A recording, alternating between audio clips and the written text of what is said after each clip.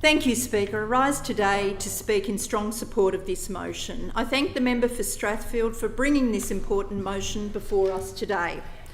This motion articulately outlines the consequences of a reckless privatisation agenda and to acknowledge the decisive actions of the Minns Labor government to protect essential public services for the people of New South Wales. For too long, 12 years, too long, the people of our state paid the price over and over for decisions that place private profit above public good. The previous government's approach to privatisation saw some of our most critical assets, major toll roads, energy and infrastructure, and even a hospital emergency department, shifted into private hands. These weren't abstract transactions. They weren't invisible to the daily lives of our communities. They were decisions that reshaped the way families travel, the way households manage their bills, and the way patients access life-saving care. That is why they flocked to Labor at the last election. The people of New South Wales collectively said enough is enough, hands off our assets. The greatest hoodwink of the last decade was in the rebadging privatisation of our essential assets as asset recycling. It was the ultimate fallacy, and our residents seen right through it. So what's the result of this recycling? Well, we've seen tolls soar to unprecedented levels, resulting in our city becoming the most toll city in the world. It turned our essential road networks into financial choke points for families. We're reversing that legacy by reforming the system, scrapping fees, returning revenue to drivers and restoring fairness. It took a lot of hard work and grit by our government to navigate to a more equitable deal for our residents by making the $60 toll cap relief permanent.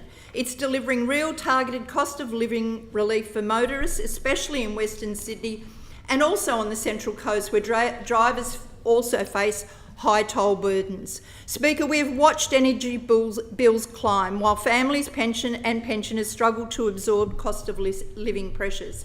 The fragmented and mostly privatised electricity system has become a nightmare for electricity consumers, with costs soaring as consumers foot the bill for exorbitant increases in management, administration and marketing expenses. A prime example is the sale of Vales Point generating station for nominal $1 million, later revalued to $730 million, and just last year was sold for $200 million, reaping a $354 million profit after tax, not back to the taxpayer, no, goes to private enterprise. This alone stands as a beacon of fiscal mismanagement of public assets by those opposite.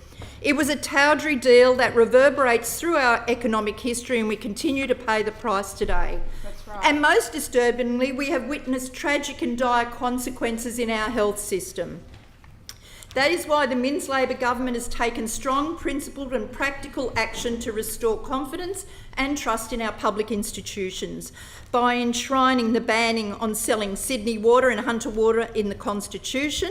This government has sent an unmistakable message. Essential utilities belong to the public and will remain in public hands. Water is a human necessity, not a commodity to be traded. And by halting further privatisation of acute health services, the government is ensuring that public hospitals remain places of care, not commercial interests. A public health system must be built on equity, safety and universal access, not on balance sheets. These decisions are not ideological.